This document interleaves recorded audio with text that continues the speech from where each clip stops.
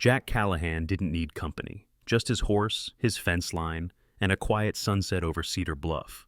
But when he found Lila tired, proud, and guarding 3 orphaned kids with a rusted rifle, he said 6 words that changed everything.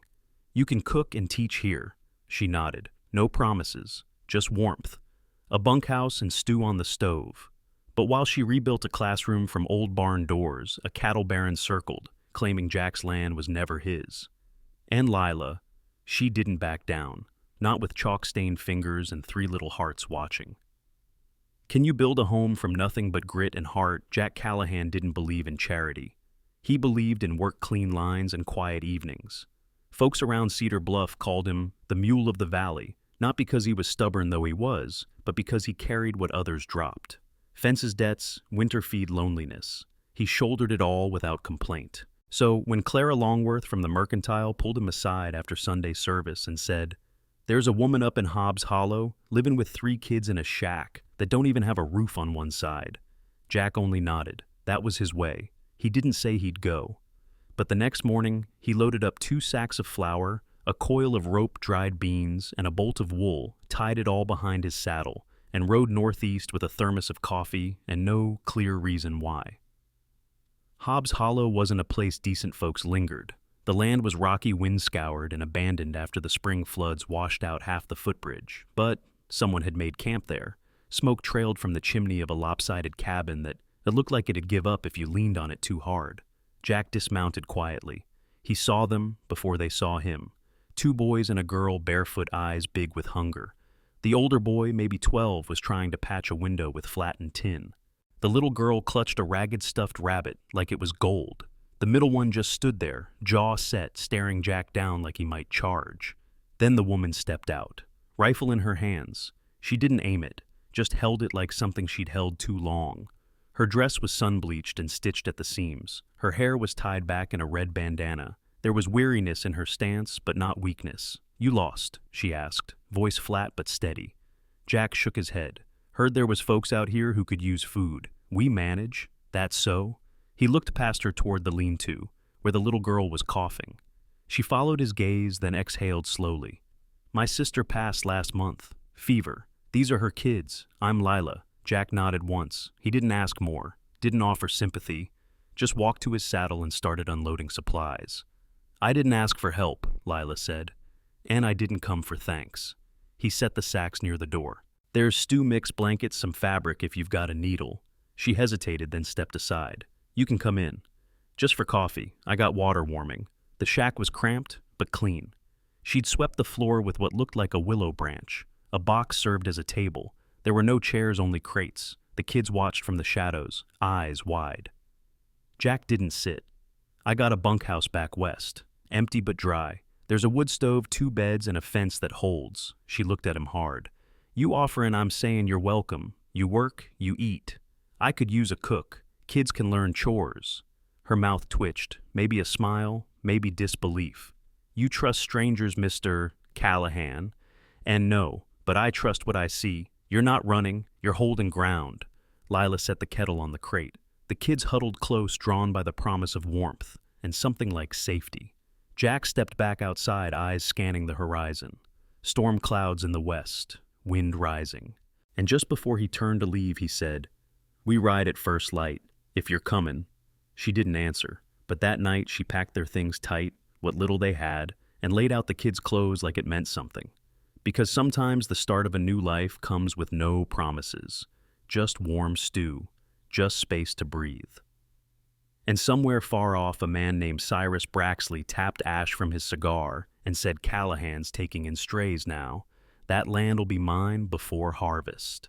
The bunkhouse sat like a scar on the side of Jack's ranch, weathered, quiet, and long forgotten, until Lila and the children stepped across its threshold. Jack had aired it out the day before, laid down fresh straw mattresses, even set a jar of peach preserves on the table. He said nothing about it when they arrived, just handed Lila the key and rode off to check fence posts along the east boundary. She watched him go, the children blinking in the sunlight behind her. "You think he's nice, the youngest boy," Caleb whispered. "I think," Lila said softly, "he's trying." By week's end, a rhythm found them. Mornings brought firewood and oatmeal. Afternoons were for laundry, fixing shutters, and teaching letters with chalk scraps on the back of a feed door. Lila's voice, once stiff from caution, began to carry in the wind, spelling reading gentle instruction. The children bloomed like dry flowers meeting rain. Even Jack's mulebuster began waiting by the bunkhouse at dusk, just in case Lila had leftover biscuits. But quiet never lasted long in Cedar Bluff. It started with a rider, Deputy Sloan, tall, sharp-jawed, and slicker than an oil pan. He claimed he was out checking grazing lines, but spent more time circling Jack's eastern pasture than looking at cows. Lila noticed. She always noticed. She met him near the oak grove with a calm stare and folded arms. "You looking for something?" Sloan grinned. "Just admiring the view." "This land belongs to Mr. Callahan." "Does it?" He tipped his hat and rode off, but Lila saw the glint of measuring sticks strapped to his saddle. That night she mentioned it to Jack over stew. He barely looked up. "Let him look. The fence holds." She frowned. "Is the title secure?" Jack paused, spoon halfway to his mouth. "Been here 12 years. Paid every tax. That's secure enough. But is it in writing?" He didn't answer, just chewed slow and deliberate. Lila understood men like Jack. They believed in work, not paperwork. But she'd seen what happened when the wrong man found a loophole. That wrong man was named Cyrus Braxley. He arrived 2 days later, dressed like money and smelling like citrus. His boots shone, and his smile was carved from the same wood as coffin handles. He stood on the church picnic lawn, shaking hands and dropping compliments like seeds. To prosperity, he boomed, raising lemonade like champagne, and to keeping Cedar Bluff respectable. Lila, hands dusted with flour from the bake table, watched him like a hawk. She saw him nod towards Sloan, saw Sloan nod back. Then Cyrus turned, his voice raised just enough. "I do wonder about newcomers who settle on land without proper deeds. Some folks think good intentions make for good titles, but the law's the law." Jack stood silent at the edge of the tent. He hadn't touched the punch.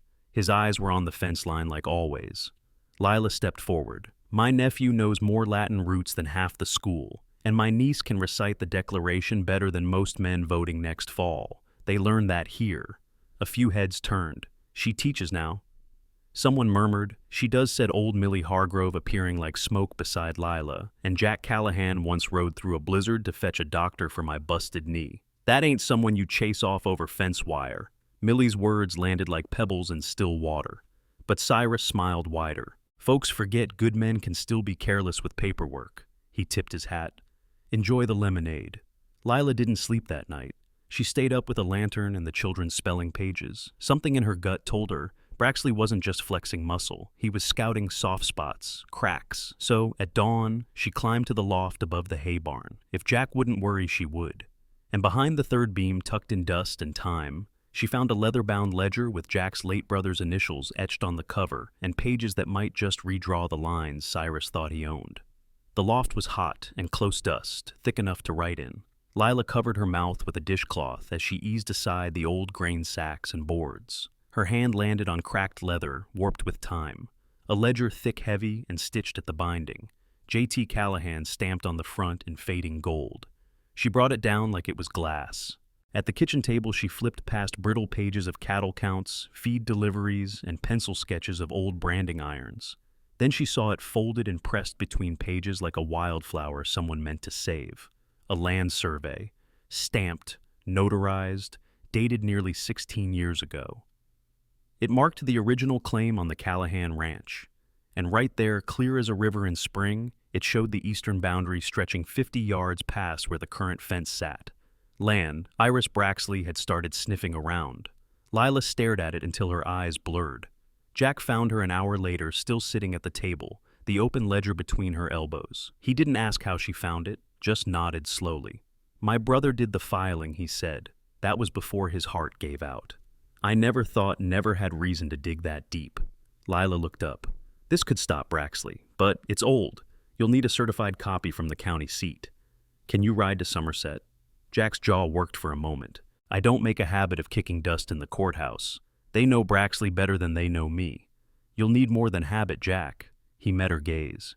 "You think this fight's worth dragging through every back office and clerk's desk between here and the border?" "I think it's already here," she said. "You just haven't looked it in the eye yet." He didn't argue. But he didn't ride either. That night, while the kids slept in a quilt pile and Jack sharpened fence tools outside, Lila wrote a telegram on the back of a spelling sheet. To County Clerk's Office, Somerset. Request certified copy, survey filed under J.T. Callahan, 16 years past. Urgent. L. Mercer for J. Callahan. She sealed it, slipped on her boots, and walked the mile to the general store with nothing but a kerosene lamp and a paper heart full of worry. Late sendin', Miss Lila, said Sam at the counter. Better late than sorry, she replied, voice soft but sure. And Sam market priority. 3 days passed like they were made of molasses. Jack said little, but his eyes kept drifting east past the fence line, past the hills that might not be his. On the fourth morning, just as Lila folded the breakfast towels, a rider came into the yard. Not from Somerset, from Braxley's estate. The man wore a trim jacket and had clean fingernails. He handed Jack a folded letter sealed with wax. Mr. Braxley requests a conversation regarding the formal boundary of this ranch. He encourages an amicable resolution. Jack didn't open it. Tell Braxley he can wait for the court, same as anyone else. The rider tipped his hat and left. But Lila noticed something else, the man's glance at the barn at the classroom door she'd painted blue at the children's chalk drawings drying on the clothesline. It wasn't idle curiosity, it was calculation. That night, while Jack patched a gatepost, Lila told him, Cyrus Braxley knows I wrote that telegram. Jack's eyes narrowed. How I used my name. He studied her face. That gonna be a problem. It already is, she said. But she didn't flinch. Because once your name's in the open, you've got two choices: run from it or live like it means something. And as Braxley lit a fresh cigar on his veranda, a man beside him muttered, that Mercer woman, she's got a history. You want this clean, you'd best handle her fast. The Sunday church picnic bloomed across the meadow like spring in full dress.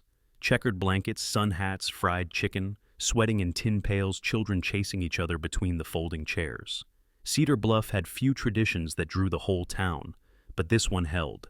It wasn't just about faith, it was about pride, gossip, and being seen. Lila brought lemonade and butter biscuits.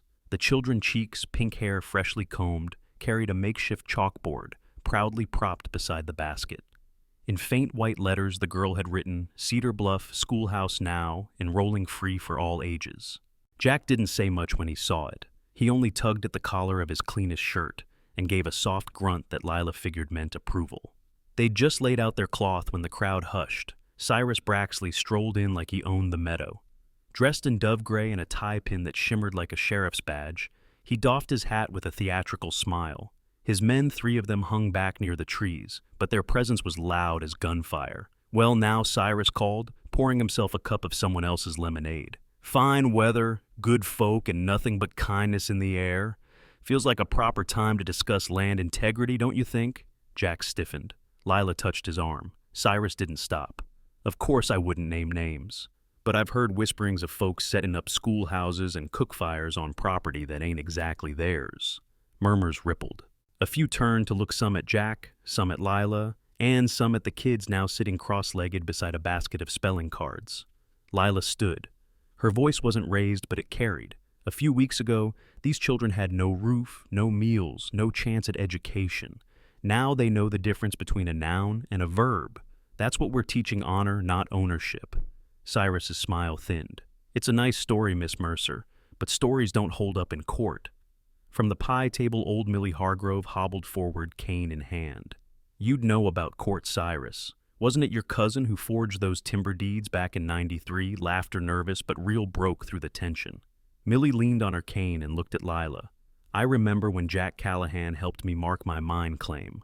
Rode through sleet to get me to the notary. Man like that don't forget paperwork. Jack, ever silent, nodded once. It was the kind of nod that made folks remember who he was beneath the quiet, dependable rooted.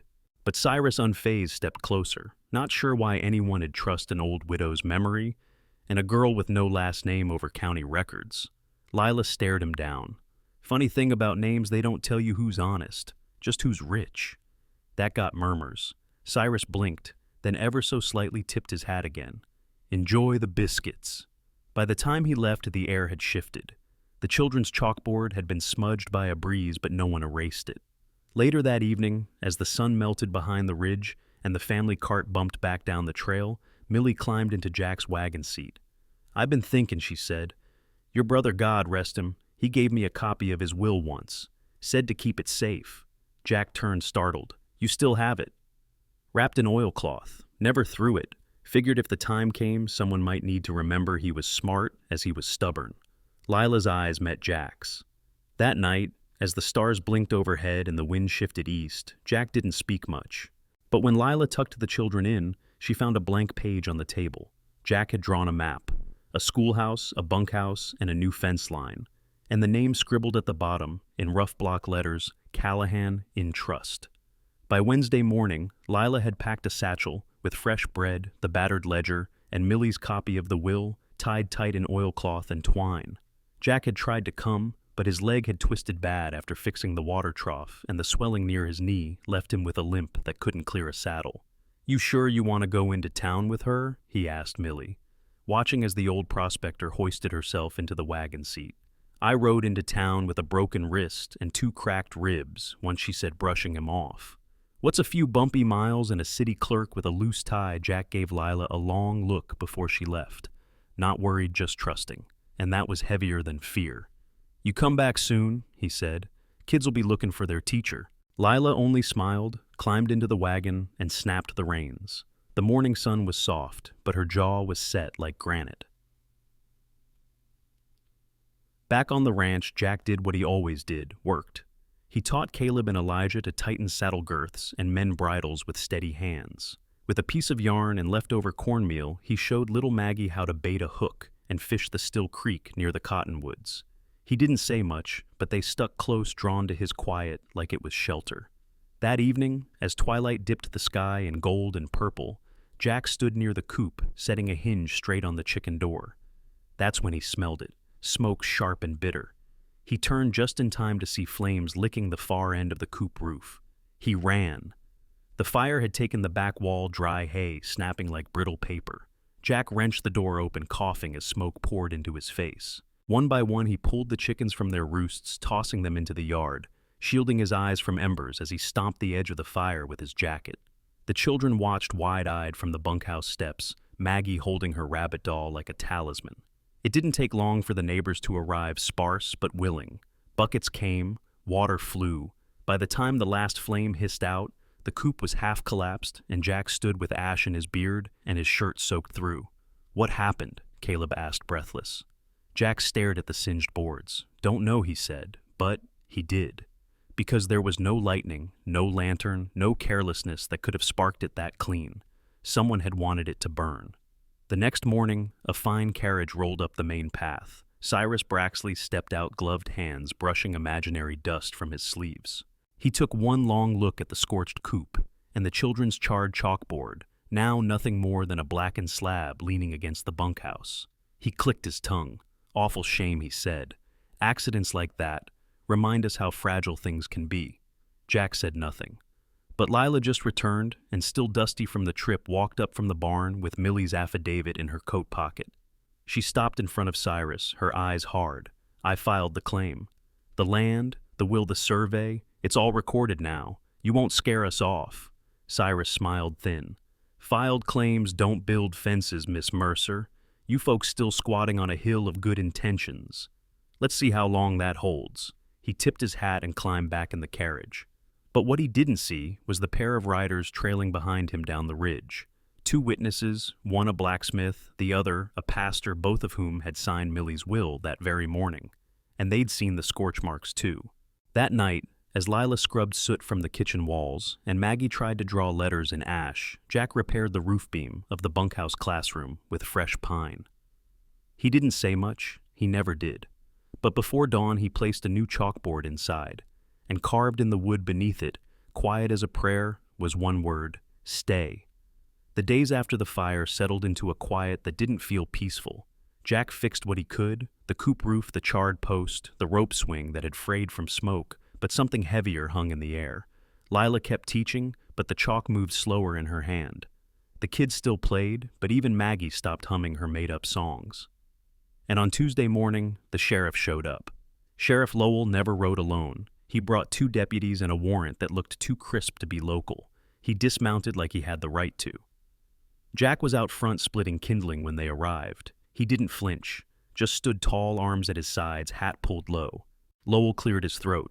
"John Callahan, you're under arrest for filing false documents, forgery, and unlawful claim of federal land." Lila stepped onto the porch, face pale. "That's a lie," she said. "We filed that deed with 2 witnesses, a notarized will, and the original ledger." Lowell didn't look at her. "You can speak with the judge, ma'am. We're taking him in." The kids stood in the doorway silent. Maggie clutched Jack's jacket sleeve like a vine. Jack looked down at her, then back up. "Let me talk to the children first." Lowell hesitated, then nodded once. Jack crouched to Maggie's eye level, his voice low and steady. "You remember how we taught that calf to stand, even when her legs shook?" She nodded, tears catching in her lashes. "That's you now. Be strong for your brothers. Miss Lila's got you." Then he stood, turned, and held out his wrists. The sheriff didn't use cuffs. He didn't have to. Shame did the binding well enough. They loaded him into the wagon and rode off without another word. Lila didn't cry. Instead, she baked.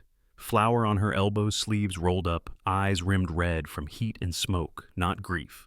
She pulled 3 loaves and a peach tart by sundown. She fed the children first, kissed their foreheads, and put a pencil in Caleb's hand. "Draw me the boundaries again," she said, unrolling a feed sack across the table. "East fence, south gate, the bunkhouse, the creek." "Why?" he asked, puzzled. "Because the truth lives here, and they need to see it." That night, Lila wrote 5 letters. One to Judge Abrams with copies of every document filed. One to Mayor Dorsey reminding him of the Callahan feed donations during last year's drought. And 3 to former students grown now, living in Somerset Franklin and as far off as Prescott. One was a newspaper editor. One worked in a clerk's office. One, she remembered, wore a deputy badge before she ever taught him to read. She sealed each envelope with wax from an old candle and walked them herself to the general store, where Sam raised an eyebrow but said nothing. As she turned to leave, she saw the town shifting. Folks watched her now, not with pity, but with curiosity. A few stepped out of her way. A few nodded. One handed her a spool of thread and said, "No charge." She didn't say thank you, just pocketed it and walked home. At dawn the next day, a single rider appeared through the morning fog. Gray coat, silver star pinned to his vest, dust clinging to every seam. He rode with purpose, straight-backed, steady, and stopped outside the bunkhouse just as Lila stepped out with coffee in hand. "Miss Mercer." She looked up. He smiled slightly. "Name's Marshall Ellis. Got your letter." Her fingers tightened on the mug. "You taught me how to read Paul Revere's Ride. I reckon now's my turn to ride for you." He dismounted and looked out toward the hills. "I came for justice," he said, voice low, "and I came to bring Jack Callahan home." And in the jailhouse that night, as Cyrus Braxley leaned against the bars and watched Jack sit quiet on a cot, he muttered, "She sent for help." Jack didn't answer, but his hands were clean, his eyes were steady. And somewhere out there, a boy he'd never met was drawing the truth in chalk. The town hall hadn't hosted a trial in years, not since the cattle rustling dispute in '88. But that night, under lanterns swinging slow from the ceiling beams, the benches filled fast. Word had spread Jack Callahan was on trial for land fraud, and Cyrus Braxley's name was whispered at every corner. Sheriff Lowell sat stiff beside the judge's table, jaw tight as if he'd swallowed regret. Cyrus leaned back 3 rows deep, arms folded, a smug tilt to his brow. Lila stood just inside the door, her dress clean, her eyes unreadable. Jack sat quietly between 2 deputies. He looked like a man who had been asked to explain the color of the sky, calm, grounded, but ready to speak truth, if anyone cared enough to ask. Judge Abrams cleared his throat. "Proceed." Lila stepped forward first. No lawyer, no frills, just a satchel of papers, and a voice steady from a dozen lessons whispered over a chalkboard. "I am Lila Mercer," she began. "I filed the land paperwork with Millie Hargrove, present today. Witnessed by Reverend Dillard and Blacksmith Hayes, also present. We filed not for profit or pretense, but because this land was Jack Callahan's brother's before it was Jack's, and there's proof in his own hand." She laid out the ledger carefully open to the survey, then the certified copy from Somerset, then Millie's affidavit signed and sealed. And lastly, she said, lifting a worn manila envelope, "This is the original will. Given to me by Miss Hargrove, witnessed 16 years ago, notarized. It names Jack Callahan the rightful heir." Judge Abrams leaned forward, adjusting his glasses. From the back, Cyrus laughed low. "You mean to tell me we're trusting a chicken-scratch will and a prospector's memory over official records?" Lila didn't turn. "You'll find the county clerk in Somerset already updated the plat map this morning." The room stirred. Cyrus stood now. "She's manipulating the law. And that marshal, he wasn't sent by the state. He's personal." That's when Marshal Ellis stepped forward, badge gleaming like truth itself. "I may be personal," he said, "but I'm also federal, and I've got reason to believe this arrest was made under pressure from a private party." This warrant he held up, a folded paper, came from a judge 2 counties over, hand-delivered by a courier who just happens to work Braxley's rail line. Judge Abrams frowned. That true Sheriff Lowell looked down. I didn't ask questions." "You should have," the judge said coldly. Lila wasn't done. She reached into her bag and pulled out a folded stack of drawings. Childlike, messy, but filled with truth. Fences, schoolhouse, creek lines, coop, chicken count. Each labeled in Caleb's careful pencil. These were drawn by the children who live here. They have been documenting every part of this ranch.